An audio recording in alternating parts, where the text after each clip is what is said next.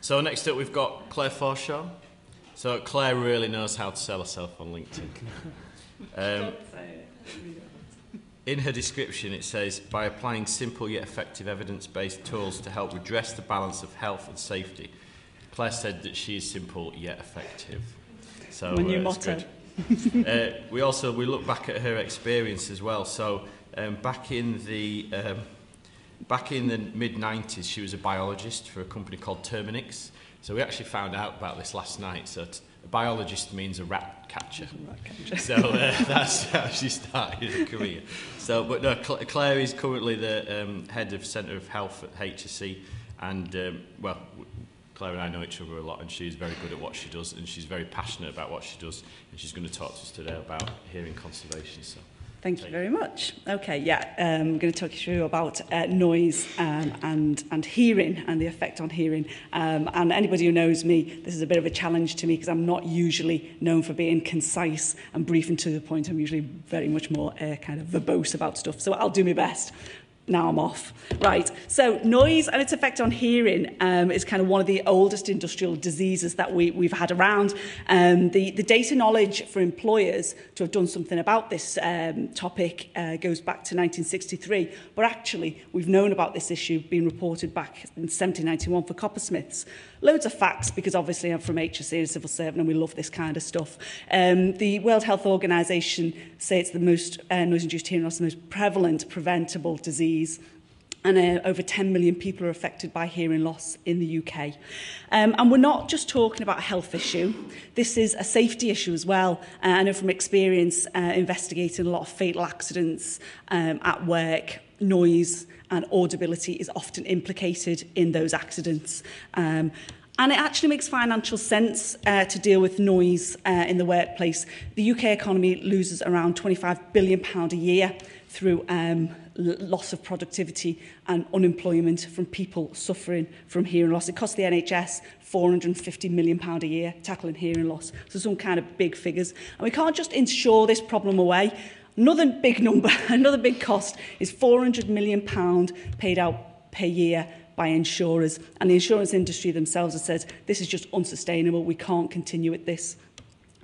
It just makes sense to actually just turn the noise down. There seems to be a lack of knowledge about some common, effective, low-cost solutions. And people just don't seem to be getting to grips with this, that there are solutions out there that would make sense to put in place. And we've already heard about PPE. You know, default is often to use hearing protection and rely on hearing protection, but evidence shows us that probably 60% of people are actually getting the protection they expect when they're relying on hearing protection. A lot of people might say, well, we don't have noisy industries anymore. Surely this isn't as much as a problem as it used to be. But there are still noisy industries about. And we've also got a lot of young people coming into our workforce who've probably been plugged into sound from a very young age. So they're bringing with them a hearing loss into our workplace before they even start. And I've heard some quite shocking figures for deaf young people. And, you know, as a health issue, do we take it seriously, losing our hearing? We are all generally social creatures and we like to interact with others. And not having your hearing can really affect that ability. So we need to stop doing what's not working. You know, it's ineffective, the approach we've got. It's very frustrating to me. And to be honest, we've actually got no excuse not to deal with noise better and take it more seriously. So in a kind of summary, what I've already alluded to, the current approach is this over-reliance on hearing protection, probably annual noise surveys. Why we do that, it doesn't say we need it in the regs, but we'll probably do it anyway. And a real lack of kind of innovation or kind of proactive intervention. So what should we be doing? Well, we should be, as I call it, rigorously applying the hierarchy of control to this problem. We should be looking to design problems out, thinking about the efficiency of our machines and our processes in the workplace and maintenance as well. We should be looking to, you know, go around the workplace and find out our primary noise sources, the real noisy stuff, the processes and plant that are causing most noise and biggest problems. Trying to prioritise them, thinking about the noise source itself and the pathway to the worker, and trying to intervene, as these images show you, as close to the noise source as possible. It's much more easy to do that than to chart, you know, moving further and further away from the process and plant and trying to intervene there.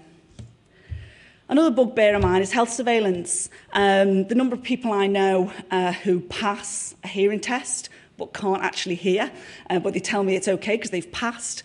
And one of the reasons for that is actually the test that we've got, we don't hear pure tones in a very controlled environment. That's not a natural thing to do. What we do hear is speech and music in a background, noisy environment with probably lots of different distractions. So we really should have a better test to replicate what function we want to preserve. So my kind of key messages are that the attitudes and behaviours towards noise as a topic is an issue we've got to get over, that we're talking about health and a safety problem here, and what we're doing at the moment is not enough, and we need to do more, and there's lots of information out there that we should be pushing forward to get that in the workplace.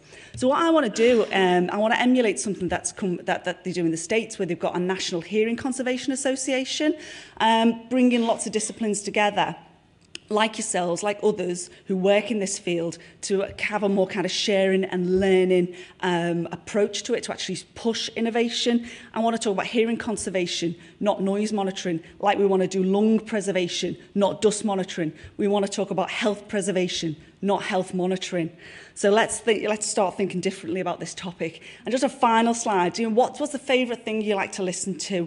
I've been to some conferences where we've done this. What's your favourite noise? These are some of the ones that people often quote. When I asked my daughter this, she said, it's at the end of school where the teacher says time to pack up and go home, which might be what you're waiting for. So thank you very much.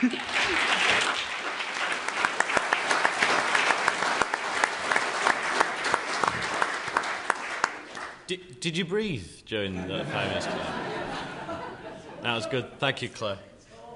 So next up, we've got Adrian Sims. I haven't got time to read his LinkedIn profile because my fingers started hurting and it's started to scroll so much because he's such a great guy. He's the director of Event Tech Limited, so they've been exhibiting all week, and he's an active member of the BOHS with regards to LEV, and gets involved in the conferences that we've had over the last couple of years, which have been great. You also are quite active on the LEV group on LinkedIn, and I recommend that people go and read some of the things that the discussions that Adrian and others get involved in, because they are quite a good read. It did say as well that you're a graduate from the University of Western England. I just thought that was like when you say, oh yeah, I'm from the University of Life. I thought it was just like when you're from like Bristol, you just say I'm the University of Western England, but you are actually a graduate from the University of Western England. So Adrian is going to do what it says on the tin, so we'll let you take it away. Okay, thank you very much. So when I was asked to, can I do an Ignite session, I thought, no, not really. I didn't know what to talk about to yourselves as hygienists and that. But then I did a P601 course the other week, and the delegates in the room, we came to the ZEER and the ATEX sort of slides, and no one really knew what it was about or what it all stood for. And these were experienced guys, so I thought, okay, I wonder what they teach you guys at hygiene school about ATEX and ZEER. So one of my bugbears as an LEV design engineer is when we go and look at systems and tender for systems, I'm behind already, people ask us for an ATEX approved system. What is an ATEX approved system? When we look at dusts in the work, explosive dust, we know they can explode in the right sort of environment, and an LEV filter plant is perfect for that. When we look at the types of dust out there, there are categories. ST0, non-explosive, up to ST3, which is very explosive, it's like in metallic dusts. And if you're not sure whether the dust is explosives, there are tables available, like the one here, which tell you whether it's explosive or not. And it tells you what category it is. So if you look at magnesium at the bottom, 508, that's higher than 300, so it's an ST3 dust. It also gives you the maximum explosion overpressure, which is what your system needs to be able to contain. So what does the law says? The regulation, the ZEER regulation 5 says the employer must do a risk assessment. If they have 5 or more employees, they must write it down. So it's very similar to COSH in that respect. You then have regulation 6, which says you must eliminate or reduce the risk, and you must limit or mitigate the consequences of an explosion. And the ZEER ACOP goes on to say you must ensure the explosion does not spread through any ducting. So with this in mind, should LEV systems which handle hazardous dust like wood, like flour, should they have an explosion non-return damper fitted to them as a matter of course? And you'll see in the next slide when it comes up. There we go. The damper circled stopped that factory from catching fire when the filter plant went up. We also have to consider the explosion venting. What do we do with it? So again, the regs are quite clear. It says you must vent the explosion to a safe place. What is a safe place? Now you can have flameless venting, the ones on the left-hand side, the red devices.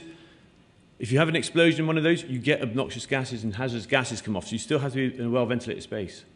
But you need to vent the explosion to a safe place. When you have a wood dust explosion, you're going to get a flame come out of it, probably about 12 meters long. That leads to other issues. Now we see devices like this fitted up against components inside the working environment. Now these things have these stickers fitted to them. Is that safe? Is that venting to a safe place? And then we have, and you see in the next slide, this sort of application. You've got an explosive dust, you have an explosion panel, the unit's outside, great. But it's ordinary spiral wound ducting. There's no explosion non-return damper. Is that system safe? Should it be condemned? When we look at hazardous areas, we talk about zones and zoning. Now, whether a substance is a dust or a gas, the zoning's pretty similar. And I was once told by an experienced LEV engineer that if the environment is safe for someone to breathe in, then it's generally below the lower explosive limit. Now, that's not always true, but it's a good starting point. Where we have hazardous areas, the employer should do the following information. They should provide a drawing showing the hazardous area. They should have details of what the explosive substances are. And they should also have a label, an EX label on them showing it's a hazardous area. So all of this is from the DESIR regulations. So when we talk about ATEX systems, what do we really mean? Is it a DESIR compliant system you need? When we talk about ATEX, ATEX stands for the Equipment and Protective Systems Intended for Use in Potentially Explosive Atmospheres Regulations 1996. And it looks at what equipment can be used in the various hazardous zones. And there's a simple table which says the equipment has to be this category to operate in this zone. So it's quite straightforward. It also says that any items of plant used should have the EX label. And you can see it here above the bursting panel on this filter plant. So it's very straightforward, really. Now, when we go and test these systems, we look at the ATEX and we look at the sort of DESIR side of it and we comment on it accordingly. But should we really be condemning these systems when they don't comply, when they don't have these bits of plant in them to stop incidents like this from happening again in the future? Thank you.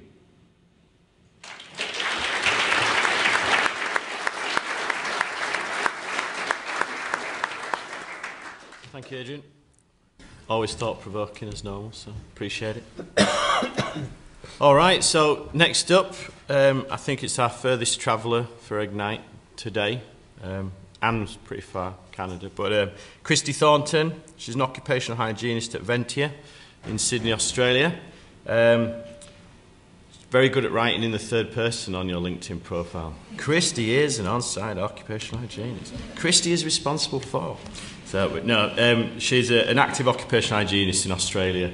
She's involved in her own association or institute in Australian Institute of Occupational Hygienists, and she's currently their Young Hygienist Award winner, which is why she's here, celebrating such a fact.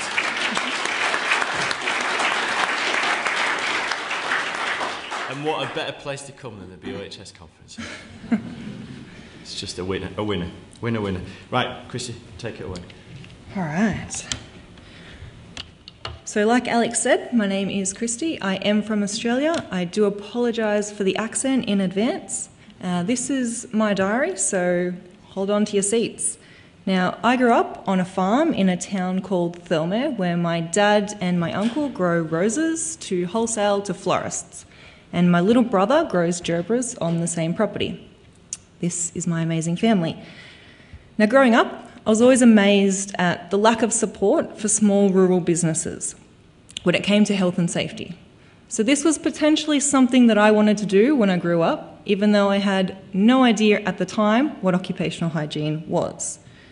Now, I think there are a lot of things that have shaped me into the person I am today, and my family have played a big role in that. So leaving high school, I went to uni and I did an exercise science degree. It was okay, but it left me slightly uninspired. Now, fast forward 5 years, and probably the true catalyst for change occurred when my little brother was involved in a workplace accident that tragically resulted in the death of his supervisor, who was actually a school friend of mine. Now, this was entirely preventable, and it left my little brother, at the age of 16, in a relatively dark place. And this changed my outlook and made me want to go on a different path in life to make a change for the greater good. So I went back to university and I did my Masters in Occupational Hygiene. And this is where the story gets a little happier. This is by far the best thing I have ever done. Joining this profession has taken me to places I never thought I would go. I now have colleagues, friends, mentors, a huge support network that continuously, have my back no matter where I go. And these people are lifelong friends. And being part of these organisations has got me, like Alex said, here on this platform at the BOHS conference, all the way from little old Sydney. Still need to pinch myself sometimes that I'm here. And these associations have also helped me with a mentoring program. I consider myself to be the karate kid. This is my Mr. Miyagi. This is a professional relationship that I'm forever in debt to. So I really can't encourage people more to be involved in mentoring programs, listen to each other. The shy little wimpy blonde girl doesn't exist anymore. She has her moments, like standing here right now. But I've come a long way, and I've come a long way because of the people and the experiences that I've had throughout this journey. So fast forward to today, and I'm a consultant on some of the largest construction and tunnelling projects in Sydney. But yet, these workers, to me, are still the minority. They don't have the same legislation like they do in mining. They seem like sometimes people aren't really looking out for them. And to me, that matters a lot. More and more young guys are joining this profession. They're starting on these projects. And I don't want to see any of these workers have a preventable illness or injury that impacts their families' lives like it did mine or my brother's. So my job is ultimately to protect the health of this workforce. And I can't do it by being that wimpy little school kid. I need to be able to convince people to implement controls and make changes, because I don't want to see anyone leave my project with any kind of occupational lung disease. I want to motivate action and drive change. And the reason I think I can do this is because of that support network. There are people who believe in me more than I believe in myself. So what I want to challenge everyone in this room is to think about why you do what you do. What is your passion for occupational hygiene? How did you get to where you are? Share the experiences, share the learnings, share them with the person next to you, whether they're young or they're old. Mentor them, just be part of your organisations. Because occupational hygiene is truly the best job in the world. Everybody in this room has a story to tell. Everybody's got experiences, things that they can teach the person next to them. We were all wimpy school kids at some stage, but now we're superheroes in our own right.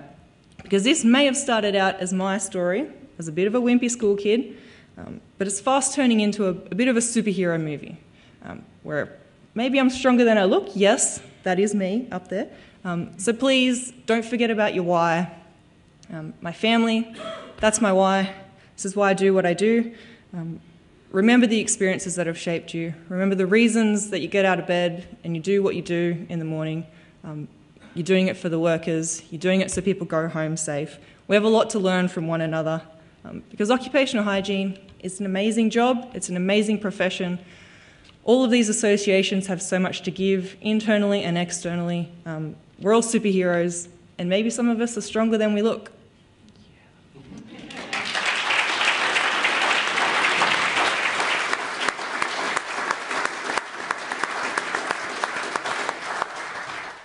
Check out those muscles.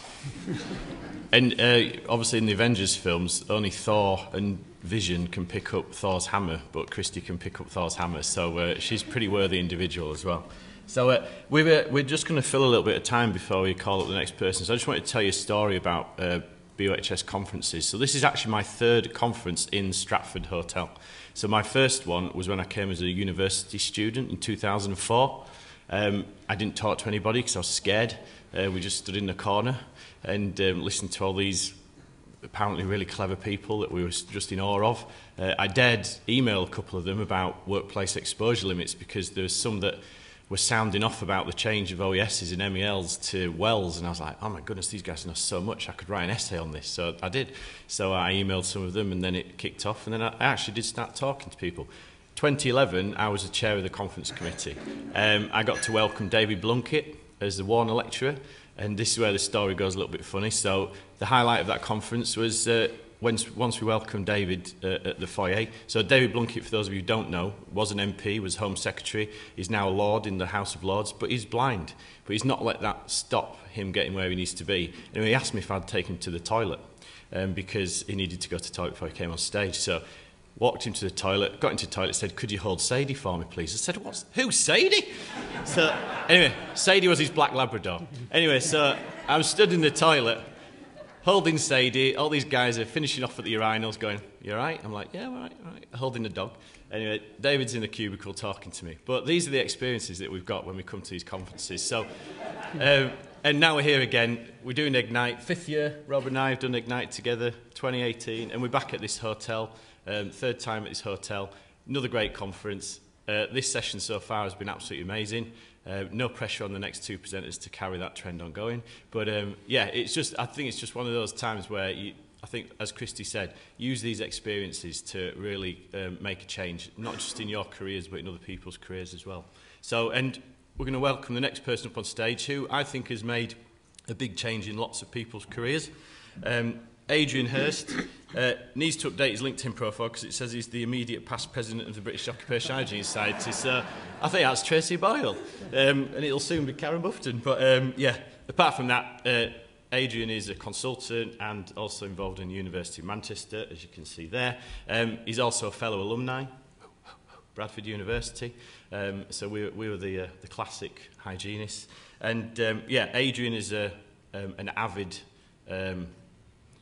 soldier of occupational hygiene of BOHS. So if you read down here all the things that he does, it's all about the BOHS and it's all about occupational hygiene. So it's about time that you did something decent and you came and did an Ignite presentation. So I really appreciate that. I tried, but I'm absolutely stunned. You got me there. 2004, there was a conference where Alex Wilson didn't speak to anybody.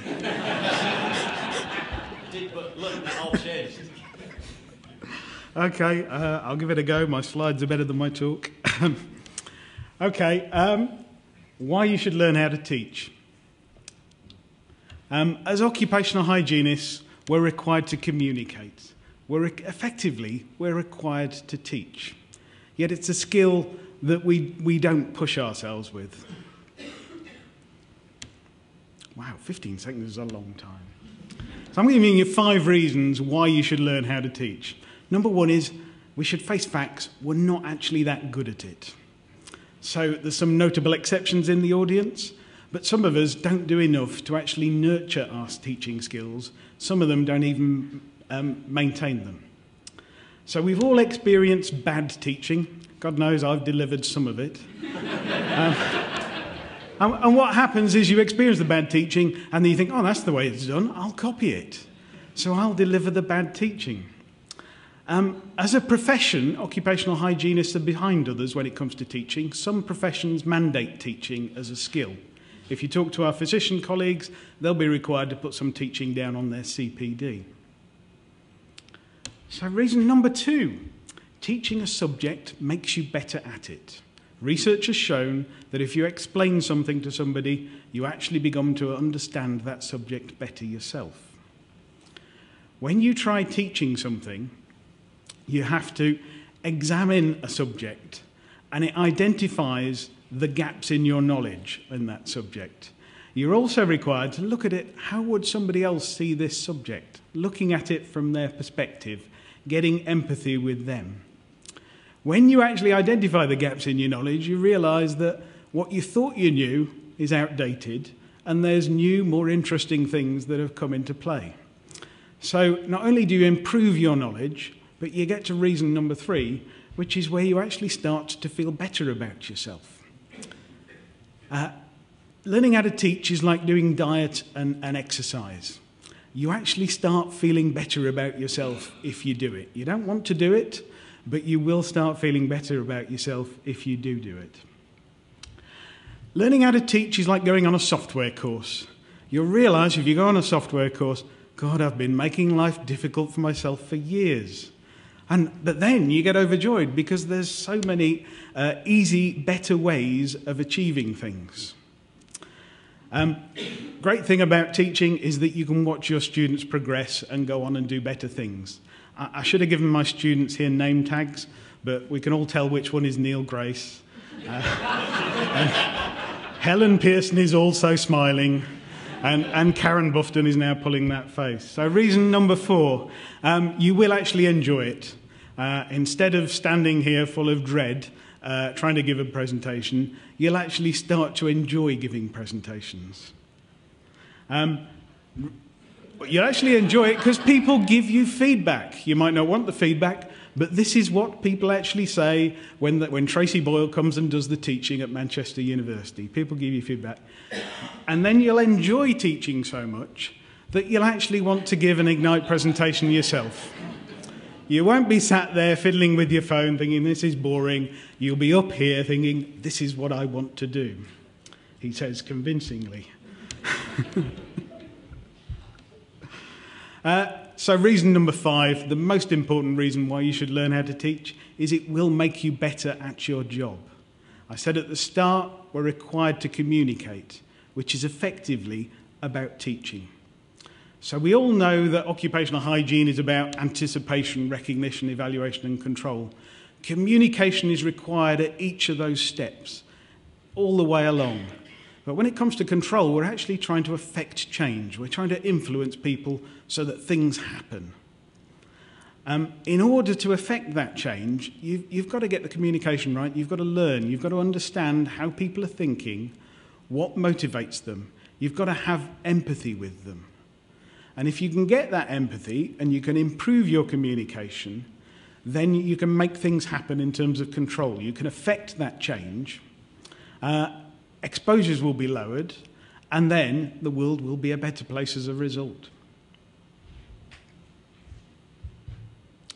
Okay, so I've given you my 5 reasons why you should learn how to teach, but the question now you're all asking is, how do I learn how to teach? Well, I'd suggest you go and find somebody who does some teaching and actually go and talk to them. So you could start with the course providers or the universities that deliver accredited courses with BOHS. Go and ask them for some experience. Go and ask for them for some pointers. I haven't spoken to these guys, but they will be only too happy to help and help you with it. If you do that, if you get some experience, go out, do some teaching, prepare it, but importantly, get the feedback and then act on the feedback. If you do, it'll be the best CPD that you do this year. It won't cost you anything. Thank you.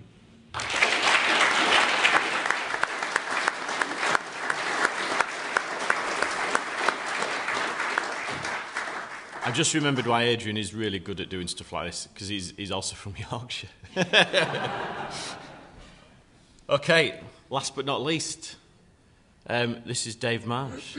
So, I was going to say, well, this helps my LinkedIn profile thing, because it goes back here to this place called Smith Hillsmore Grammar. And I think that was when everything was black and white when Dave was at school. So, but no, Dave is, again, another passionate industrial occupational hygienist, and currently works for ExxonMobil, used to be in the pharma industry, and was a scientist. I think you started being a scientist in a lab the month I was born, so I don't know if that's like I was the first test tube baby or something. May 1982. Yeah, there you go. Yeah. Star Wars Day. So, Anton Deck, Stephen Moffat. I think you're more like, Donald Trump. So you'll really. see what... so anyway, you'll see why this Dave, is... take it away. So, weirdly, I went to Chernobyl on holiday. and I'm going to talk to you about this. These are the questions which people ask, and of course this is for the last one. Did I have hair before I went? No, and I've not got hair now. And it was interesting. I went on a photographic holiday. As most of you know, the reactor exploded almost 32 years ago next week. It was close to a town called Pripyat, which is in the Ukraine, which was part of the USSR at the time. And the spread of contamination was huge. So you can see the plot at the top. It went through Belarus, it went through Ukraine. Lots of villages and towns were evacuated. The bottom picture is the number of towns, Ukrainian towns and villages, which were evacuated because of this explosion. This is a memorial in Chernobyl town centre. It picks up the people who were initially affected, and these guys died. So you had medics, first responders, hygienists. They were there to put out the fire, to put stuff on top of the reactor. This is what it's like now. You have 2 exclusion zones, a 10-kilometre and a 1-kilometre. You have to be registered with your government. You've got to show your passport. And coming back out, you've got to go through radiation checks. The radiation checks at all of these points.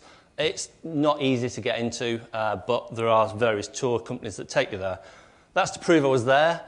You can get that close to the reactor now. So there's this really nice new sarcophagus that has gone over the top of it.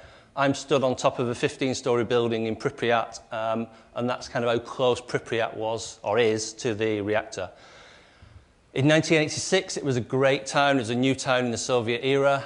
They had schools, they had apartment blocks, they had supermarkets, they had entertainment centres. They had their own boating lake. They had their own fun fair, permanent fun fair. It was a great place to live. Today, nature's taken over. 32 years later, it's just really weird because nature's taken over properly. But importantly, you go into places and it was evacuated on that day. So the schools are mid-experiment, the hospitals are kind of opened up, the concert hall is as it was, operating theatres, fun fair, people just left. This is a load of respirators because it was in the Cold War, so I'm guessing they still had all those things around at the time. It's a strange place. Now we come to occupational hygiene, recognition, obviously ionising radiation, asbestos everywhere, unlabelled unknown chemicals, unlabelled unknown medications in various states of spikiness on needles and things, and a nightmare from slips, trips and falls. Evaluation, really just doing a lot of observations, but I used this tracer code dose meter whilst I was out there. It gives you dose rate in microsieverts per hour, but it also gives you a total dose rate for a task or the whole activity. So these are the spots that I picked up. The hospital was crazy, some really hot spots, and the firefighters' uniforms are still locked away in the basement. They are just really, really hot. The Red Forest is out towards Belarus, and there's some contaminated bits in there. Next to the reactor, they were building a brand new cooling tower, which was evacuated. All those blocks are just bits of asbestos sheeting, which are now fallen to grade, and it's just in a really nasty situation. Just up the road in a place called Duga, there's a secret radar installation. This is 400 metres by 100 metre. So it's secret, but if you know that it's there, it's there. You know, you could question whether there would be any compliance. So how do we control things and think about what was in there? So most of the issues, obviously, with ionising radiation is looking at the alpha and the beta from contamination. You've got these radiation detectors to go through. Of course, if you get it anywhere on you, the guards pull you out and try and clean you down a bit. Controls, distance attenuation for ionising radiation. Some of the tour groups, bizarrely, have their alarms set really low, so they just beep all the time. It's like, what's the point of having an alarm? And it just annoys everybody else. Data, so in Kiev, about 0.2 microsieverts. Staying in Chernobyl and Pripyat was about 3 microsieverts, and that meant staying in a hostel in Chernobyl as well, which is a whole new another Ignite session. And you can see the peaks. The trace code's really good. It gives you a dose against time. So you can see Kiev is pretty flat. You can see in Pripyat and Chernobyl, it's pretty spiky with a flat bit from when I was in the hostel. And then you've got this big bit at the bottom, so quite high. That relates to the flight from Kiev to London. So flight from Kiev to London was 3 times approximately my exposure to whilst I was in the zone. similar to coming back from London to Kiev as well.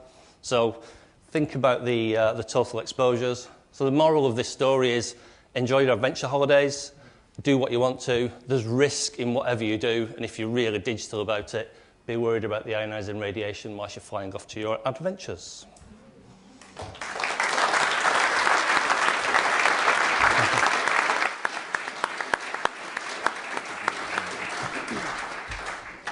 Okay, I think, wow, that's a huge thank you to the 12 presenters we've had. We've had a very wide range of presentations. I was going to start to group and do a summary of everything we've been through, but it was just getting a bit too much.